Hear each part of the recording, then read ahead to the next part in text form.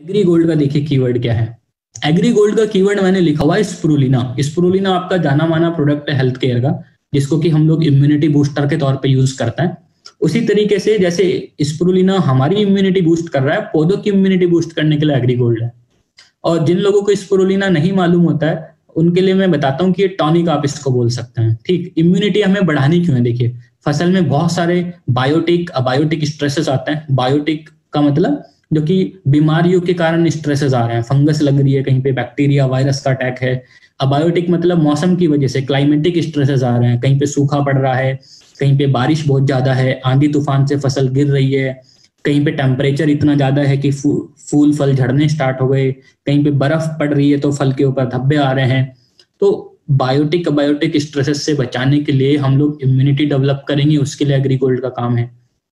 Tonic क्यों बोल रहे हैं? जैसे आप लोग कभी डॉक्टर साहब के पास दवाई लेने जाएं तो डॉक्टर साहब कहते हैं भाई साहब दवाई तो ले ही रहे हैं, साथ में एक आप टॉनिक की बोतल भी ले लीजिए ताकि जो कमी आपके अंदर आई थी उसकी भरपाई हो जाए।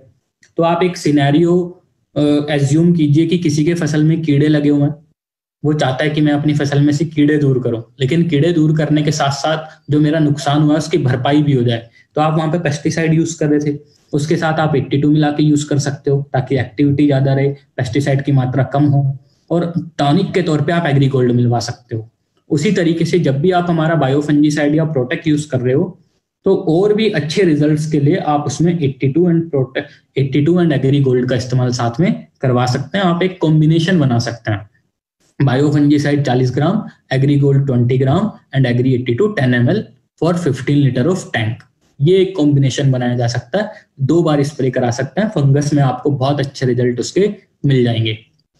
नेक्स्ट आता है इसका जो देखिए इसका काम होता है फसल के सफेद जड़ों की संख्या को बढ़ाना। सफेद जड़ें, व्हाइट रूट्स। व्हाइट रूट्स कौन सी हैं? आप स्क्रीन पे देखिए, जो सबसे नीचे हमें दिखाई देती हैं रूट्स, जो बिल्कुल सफेद रंग की हैं, इनका काम है मिट्टी से पोषक तत्व को खींचना। और इनको आप जड़ों का मुंह समझ सकते हो। इनकी संख्या जितनी ज्यादा होगी, पोषक तत्व खींचने की शक्ति, न्यूट्रिएंट अपटेक कैपेसिटी उतनी ही ज्यादा होगी। स्पेशली व्हाइट रूट्स को डेवलप करने का काम एग्रीगोल्ड कर रहा है। अब एग्रीगोल्ड को अगर आप शॉर्टकट में समझना चाहें तो आप एक शॉर्टकट भी लिख सकते हो इसके लिए, कि जितनी भी रूट क्रॉप्स उनके लिए स्पेशली आप एग्रीगोल्ड यूज करवा सकते हैं। सपोज कोई व्यक्ति आलू कर रहा है, प्याज कर रहा है, मूली कर रहा है, गाजर कर रहा है, हल्दी कर रहा है, अदरक कर रहा है। अब जैसे कोई अगर कर्नाटक से है तो हुबली की साइड आपको मालूम है कि वहां पे जिंजर की फार्मिंग बहुत ज्यादा होती है। अभी जिंजर वहां पे लगाना शुरू होंगे मई के टाइम पे, और फिर दिसंबर तक उसकी फार्मिंग चलेगी। फंगस की बहुत दिक्कत आती है, जिंजर का हमें साइज बहुत बढ़िया चाहिए, तो आप गोल्ड का प्रयोग कराइए वहां पे। ठीक, तो अदरक के लिए स्पेशली करा सकते हो, कोई आलू करता है तब करा सकते हैं।